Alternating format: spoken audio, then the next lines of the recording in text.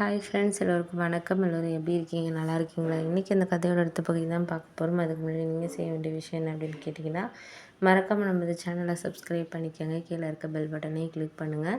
அப்போ தான் நான் போகிற வீடியோஸ் எல்லாமே உடனுக்குடனே உங்களுக்கு நோட்டிஃபிகேஷன்ஸ் வரும். ஸோ மறக்காமல் சேனலை சப்ஸ்கிரைப் பண்ணிவிட்டு வீடியோ பாருங்கள் ஃப்ரெண்ட்ஸ். வாங்க நமக்கு அதுக்குள்ளே போகலாம். அதுக்கப்புறம் நான் அம்மாக்கிட்ட இந்த விஷயத்த போயிட்டு சொன்னப்போ, அம்மா இல்லை அதெல்லாம் நான் பார்க்குற பையனை நீ கல்யாணம் பண்ணிக்கோ. அவசரப்பட்டு எதுவும் முடிவெடுத்துறாத. எல்லாருமே லவ் பண்ணுறப்போ எல்லாமே ஆசையாக தான் பேசுவாங்க. அவங்க அப்பாலாம் பேசாத காட்டியுமா. அப்படி இருக்கிறப்போ 2 குழந்தைங்கள் ஆனதுக்கப்புறம் தான் எங்களுக்குள்ளே பிரச்சனையே ஆரம்பிச்சிச்சு. அப்படின்னோடனே எங்கள் அம்மா ஃபஸ்ட்டு ஏற்றுக்க மாட்டேன் அப்படிங்கிற மாதிரி தான் பேசினாங்க. அதுக்கு நான் சொல்லிட்டேன், அந்த பையன் எனக்காக 2 இயர்ஸாக வெயிட் பண்ணிக்கிட்டு இருக்காம்மா. நான் வேண்டான்னு தான் சொல்லிகிட்டு இருக்கேன். நீங்கள் வேணால் பேசி பாருங்கள். பேசி பார்த்து பிடிச்சிருந்துச்சுன்னா கண்டிப்பாக நான் அக்செப்ட் பண்ணிக்கிறேம்மா. உங்களுக்கு வேண்டான்னு சொன்னால் வேண்டாம்மா அப்படின்னோடனே எங்கள் அம்மா நான் யோசிக்கிறேன், எனக்கு ஒரு 1 வீக் டைம் கொடு அப்படின்னு சொல்லிவிட்டு அதுக்கப்புறம் அவங்க ஆஃபீஸ் கிளம்பி போயிட்டாங்க. சரின்னு சொல்லிட்டு இப்படியே போயிட்டுருந்துச்சு. அதுக்கப்புறம் அண்ணன் அப்பா வீட்டிலேருந்து வாரத்தில் ஒரு நாள் இல்லை ஒரு 10 டேஸ் 1 நாள் இங்கே எங்கள் வீட்டுக்கு தங்கியிருப்பான். அவனுக்கு இப்போ தான் ஓரளவு ஜாபெல்லாம் முடிச்சுட்டு ஓரளவு ப்ரமோஷன்லாம் கிடச்சிச்சு. அவன் இப்போ அவனும் லவ் பண்ணி தான் மேரேஜு எல்லாம் லவ் பண்ணி அவன் பிடிச்ச மாதிரி தான் அவனுக்கு பிடிச்ச மாதிரி ஒரு பொண்ணை செலக்ட் பண்ணி பெங்களூரில் ஒர்க் பண்ணிக்கிட்டு இருக்க இடத்துலையே இப்போ என்கேஜ்மெண்ட் நடந்திருக்கு. இன்னும் ஒரு 2 மந்த்தில் மேரேஜ் அப்படின்னு சொல்லிட்டு அம்மாலாம் கூட எல்லோரும் போயிட்டு வந்தாங்க. எல்லாம் சேர்ந்து தான் செஞ்சாங்க. ஏன்னா அவனுக்கு அம்மாவை ரொம்ப பிடிக்கும். ஏன்னா அவங்க அவங்க மேலேயும் எந்த ஒரு இதுவும் இல்லைன்னு தான் அண்ணனும் சொல்லுவான். அப்பாவும் கொஞ்சம் புரிஞ்சுக்காமல் பேசிட்டாரு.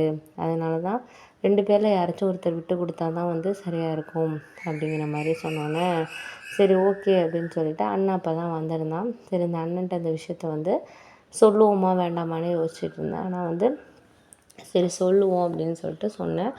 அதுக்கு அவன் சொன்ன விஷயம் என்னென்னா, அம்மா என்ன சொன்னாங்க அப்படிங்கிற ஒரு விஷயத்த தான் கேட்டான். இல்லை அம்மா எப்படின்னா சொல்லுவாங்கன்னு உனக்கே தெரியாதா அசோக் அப்படின்னோடனே, என்ன கண்டிப்பாக வேண்டான்னு தான் சொல்லியிருப்பாங்க. ஏன்னா அவங்க அவங்க லைஃப் இப்படி ஆனதுனால மற்றவங்க லைஃப்பும் இப்படி தான் இருக்கும். நம்ம பொண்ணு லைஃப் இப்படி ஆகிடக்கூடாதுன்னு பயப்படுவாங்க. அவங்க சொல்லி நம்ம புரிய வச்சுக்கலாம். அந்த பையனை நான் மீட் பண்ணவா அப்படின்னு சொல்லிட்டு கேட்டால், நான் இன்னும் நானே லவ் பண்ணுறேன் அந்த மாதிரி சொல்லலை. ஆனால் எனக்கு அவனை கல்யாணம் பண்ணிக்கணுங்கிற ஒரு எண்ணம் இருக்குது அப்படிங்கிறது அவனுக்கு தெரியும் அப்படின்னோடனே, சரி விடு பார்த்துக்கலாம். அதை பற்றி நீ ஒன்றும் ஒரி பண்ணிக்காத, பார்த்துக்கலாம் அப்படின்னு சொல்லிவிட்டு அதுக்கப்புறம் நான் அதுக்கப்புறம் கொஞ்சம் முடிவெடுத்தேன். சரி பார்த்து நம்ம இது பண்ணுவோம் அப்படின்னு சொல்லிட்டு முடிவெடுத்ததுக்கப்புறம் அண்ணனும் அந்த பையனையும் பேசுகிறதுக்காக ஈவினிங்கே அம்மா ஏன்னா அவங்க மீட்டிங்னால ஈவினிங் நைட்டு லேட்டாக தான் வருவேன்னு சொல்லியிருந்தாங்க. சரின்னு சொல்லிவிட்டு நானும் அண்ணனையும் அந்த பையனையும் மீட் பண்ணுறதுக்காக அந்த பையனுக்கு ஃபோன் பண்ணேன். என் ஃபோன் பார்த்தோன்னே என்ன விஷயம், ஏதாச்சும் குட் நியூஸ் இருக்கா அப்படின்னு சொல்லிட்டு தான் கேட்டான் அந்த பையன். இல்லை அண்ணன் உங்ககிட்ட பேசணுங்கிறாங்கன்னா, அதை விட ஒரு குட் நியூஸ் எனக்கு என்ன இருக்குது அப்படின்னு சொல்லிட்டு, சரி நான் ஓகே உடனே வரேன் அப்படின்னு சொல்லிட்டு வந்தாங்க. வந்ததுக்கப்புறம் அண்ணனும் அவங்களும் ஒரு டின்னர் நைட்டு ஒரு 7 o'clock போல் பக்கத்தில் எங்கள் வீட்டிலேருந்து கொஞ்சம் தூரம் போகிற மாதிரி, அம்மாவுக்கு தெரியாமல் என் அண்ணன் வந்திருக்கனால எங்கேயாச்சும் நாங்கள் வெளியில் போவோம் அப்படின்னு சொல்லிட்டு, அம்மா எதுவும் ஃபோன் பண்ணலை. வீட்டுக்கு வந்தாலும் லேட்டாக வந்தால் வரமா அப்படின்னு சொல்லிட்டு நான் மெசேஜ் பண்ணிட்டேன். அதுக்கப்புறம் 2 பேரும் ஃபோன் பண்ணாங்க. ஃபோன் பண்ணோன்னே 2 பேருக்கும் ஓரளவு பேசிகிட்டு இருந்தாங்க. டின்னர்லாம் சாப்பிட்டு முடிச்சதுக்கப்புறம் சரி ஓகே நான் போயிட்டு வரேன் அப்படின்னு சொல்லிட்டு அந்த பையனும் கிளம்புனாங்க. அண்ணனும் கொஞ்சம் ஹாப்பியாக தான் இருந்தார். அப்புறம் காரில் வரப்போ தான் சொல்கிறாரு, உனக்கு ஏற்ற ஒரு சரியான பையன் இவனாக தான் இருப்பாங்க அப்படின்னு சொல்லிட்டு நான் நினைக்கிறேன்.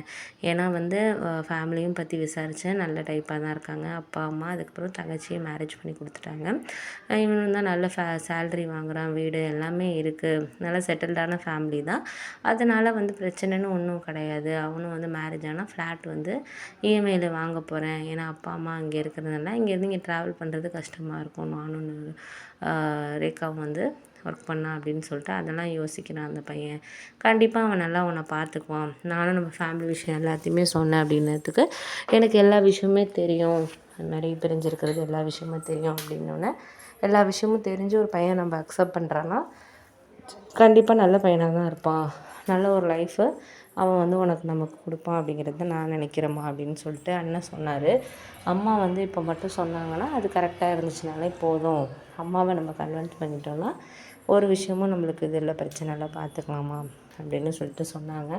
சரி நான் அதுதான் பார்க்கணும், நீ அம்மா வந்தோடனே அம்மாக்கிட்ட வந்து பேசினேன், பேசி ஒரு முடிவு எடுப்போம் என்ன ஏதுன்ட்டு அப்படின்னு சொன்னோன்னே, சரி பார்த்துக்கலாம், நான் வந்து இந்த கல்யாணத்தை நடத்தி வைக்க வேண்டியது என் பொறுப்பு, அதனால் அதை பற்றி நீ எதுவும் கவலைப்படாதம்மா, நான் உனக்காக வந்து சப்போர்ட்டுக்கு இருக்கேன் அப்படின்னு சொல்லிட்டு சொன்னார் எங்கள் அண்ணன்.